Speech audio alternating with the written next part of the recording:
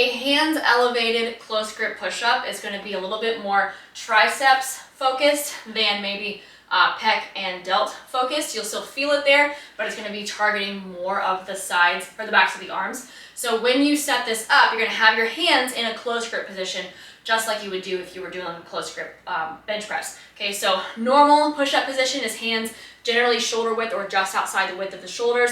Close grip position is going to be with hands just inside the width of the shoulders. So you can think like maybe pinky or outside of the arms lined up with the sides of the shoulders. Okay, so from there, you're going to place your hands on the bar and do your best to keep your wrists as straight as you can. They might flare back a little bit, but you want to try to stack those wrists as best you can. I am using a bar across J-hooks just because it's easier on the wrists, but you could also do this with your hands on a bench or on a couch or a counter or something that's got some elevation to make this easier to get started, because it is a fairly difficult exercise. Okay, so once you're set up, make sure your feet are far enough back so that your chest is going to lower down toward the bar. So I'm trying to shoot for like the middle of my chest, dropping to the bar. You don't want your head and face to drop to the bar. Notice how my elbows are out. We don't want this. We want the elbows to stay in nice and tight. So ideally, it would be literally where your hands will land if your elbows stay in and you pull them back. Okay, so from here, we're dropping in and close to the bar, pushing away.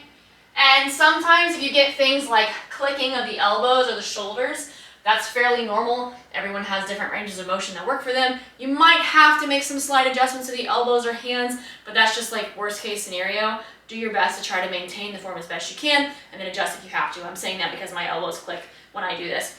You could do as many reps as possible, or if you're shooting for a rep range, start with a fairly high elevation and then gradually lower the elevation as you get stronger.